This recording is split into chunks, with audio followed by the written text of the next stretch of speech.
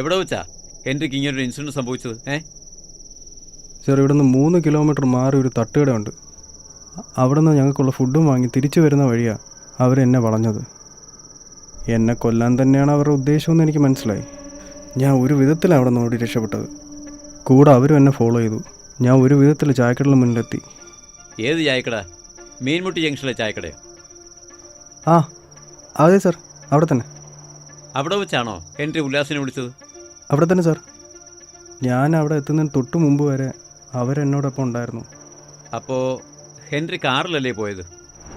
തട്ടുകടന് മുമ്പിൽ വേറെ 2-3 വണ്ടി ഉള്ളതുകൊണ്ട് ഞാൻ എൻ്റെ വണ്ടി കുറച്ച് മാറ്റിയാണ് പാർക്ക് ചെയ്തത്.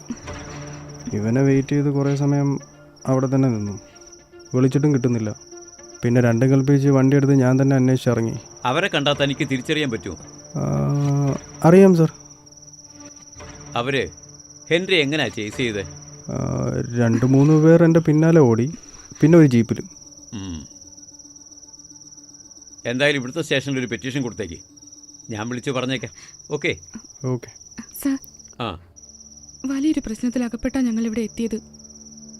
എങ്ങനെയെങ്കിലും ഇതൊന്ന് സോൾവ് ചെയ്യാനുള്ള പ്ലാനിങ്ങില്ല ഞങ്ങൾ. ഹെൻറിയുടെ ഒരു അങ്കിളുണ്ട്, ആള് പൊളിറ്റീഷ്യനാ. പുള്ളി ഇത് ഹാൻഡിൽ ചെയ്യാൻ ഏറ്റിട്ടുണ്ട്. അതിൻ്റെ ഇടയിൽ വീണ്ടും ഒരു കോംപ്ലിക്കേഷൻ വേണ്ട സാർ. ഞാൻ പറഞ്ഞതേ ഉള്ളൂ. നിങ്ങളുടെ കോൺടാക്ട് നമ്പർ എനിക്കൊന്ന് വാട്സപ്പ് ചെയ്തു. Okay sir. സാറിൻ്റെ number 9020205050. Okay sir, I will send a message. Okay, thank you sir. ആ ശരി.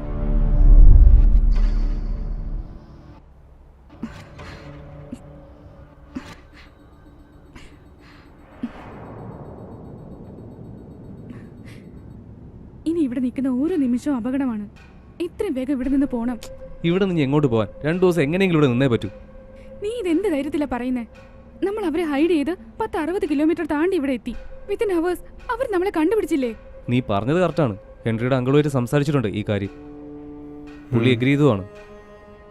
ഇനി അവന്റെ അങ്കിള് പറഞ്ഞാലും അവർ കേൾക്കുന്നു എന്തെങ്കിലും ഉറപ്പുണ്ടോ? നമ്മുടെയൊക്കെ ലൈഫിന് എന്ത് ഗ്യാരണ്ടിയാ ഉള്ളത്? ഓ നയന, കൂൾ. ഇനി ഇവിടെ നിന്ന് മാറിപ്പോകാന്നിരിക്കട്ടെ. അവിടെ എത്തിപ്പെടില്ലെന്ന് എങ്ങനെ ഉറപ്പിക്കാൻ പറ്റും?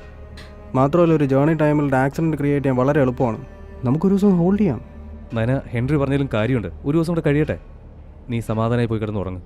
എന്താന്ന് വെച്ചാ ചെയ്. ചാവുന്നെങ്കിൽ ചാവട്ടെ. എവിടെ ഉണ്ട്? ഞാൻ ഫ്രീ ആയി. വീട്ടിലോട്ട് വാ. ആ പിന്നെ കൂടുതൽ താമസിക്കണ്ട. ഓക്കെ.